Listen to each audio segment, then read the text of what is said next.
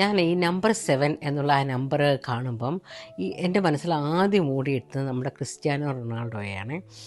എനിക്കൊന്ന് ഒരുമാതിരിപ്പെട്ട ആൾക്കാർക്കും അദ്ദേഹത്തിൻ്റെ ആ ജേഴ്സിയും പിന്നെ അദ്ദേഹത്തിൻ്റെ ആ ഭയങ്കര നിഷ്കളങ്കമായ പല്ലൊക്കെ കാണിച്ചുള്ള ചിരിയുണ്ടല്ലോ, അത് മനസ്സിൽ നിന്ന് മാറത്തില്ല.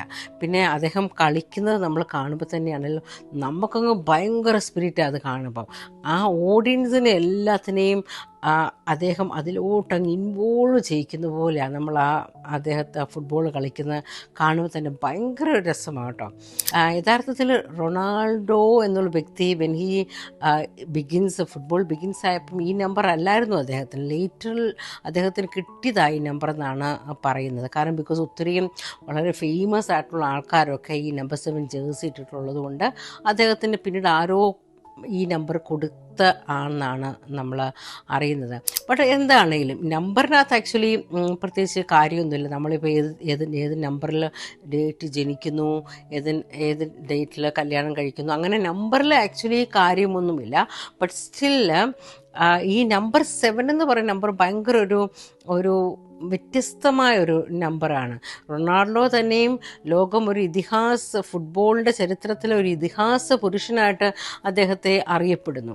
നമ്പർ 7 യഥാർത്ഥത്തിൽ ഒരു സിമ്പിൾ ഓഫ് കംപ്ലീറ്റ്നെസ് ഇല്ലെങ്കിൽ ഒരു പെർഫെക്ഷൻ ആയിട്ടാണ് നമുക്ക് മനസ്സിലാക്കുന്നത്. കാരണം ഒരു എക്സാമ്പിൾ ഞാൻ പറയാം, നമ്മുടെ ഈ ഡേയ്സ് വീക്സ് നമ്പർ 7 ആണല്ലോ, മൺഡേ ട്യൂസ്ഡേ നമ്പർ 7 ആണ്. പിന്നെ റെയിൻബോ, എന്തുകൊണ്ടാണ് അതിനകത്തിൽ റെയിൻബോയിൽ 7 കളറേ യൂസ് ഉള്ളൂ.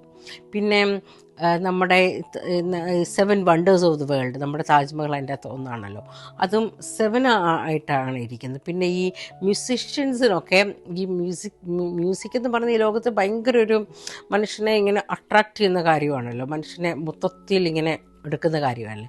അതിനകത്തും അവരുടെ ആ മ്യൂസിക്കൽ സ്കെയിലിനകത്ത് 7 നോട്ട്സാണ്, ABCD അങ്ങനെ 7 നോട്ട്സാണെന്നാണ് പറയുന്നത്. പിന്നെ ഈ ലോകത്ത് 7 കോണ്ടിനെൻ്റൽ അങ്ങനെ ഒരുപാട് കംപ്ലീറ്റായ കാര്യങ്ങൾ, അതിൻ്റെ കംപ്ലീറ്റ്നെസ് 7 എന്ന് പറഞ്ഞ ആ നമ്പറിലാണ് ഇരിക്കുന്നത്. അത് ബിബ്ലിക്കലി തന്നെ നമ്മൾ നോക്കുകയാണെങ്കിൽ തന്നെ ദൈവം ലോകം 7 ദിവസമാണ് സൃഷ്ടി ഉണ്ടായതെന്നാണ് നമുക്ക് മനസ്സിലാക്കാൻ കഴിയുന്നത്.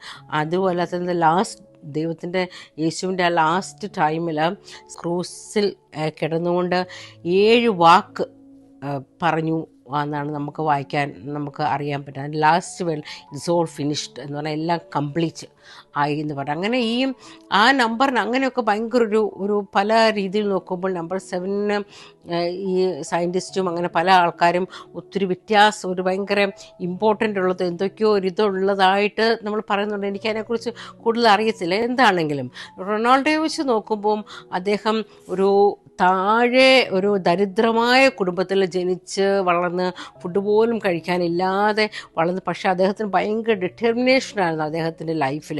ആ ഫുട്ബോൾ അങ്ങനെ അദ്ദേഹത്തിൻ്റെ ആ ഹാർഡ് വർക്കും ആ ഡിറ്റർമിനേഷനും മൂലമാണ് അദ്ദേഹം ഇങ്ങനെ വലിയൊരു ഫുട്ബോളിൻ്റെ ഇതിഹാസ ചരിത്ര പുരുഷനായിട്ട് മാറിയത് തന്നെ.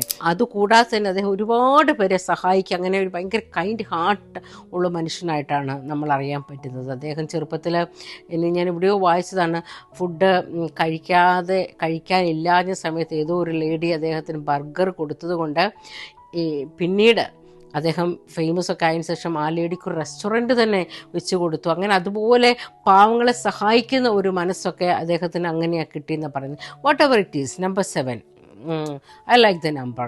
So let me encourage, ഈ റൊണാൾഡോയെ പോലെ ലൈഫിൽ നെവർ ഗീവ് അപ്പ് ചെയ്യാതെ നമുക്കും ആകാം. ഹാർഡ് വർക്ക് കൊണ്ട് നമ്മുടെയും ആ സ്വപ്നങ്ങളിലേക്ക് നമുക്കും എത്താം.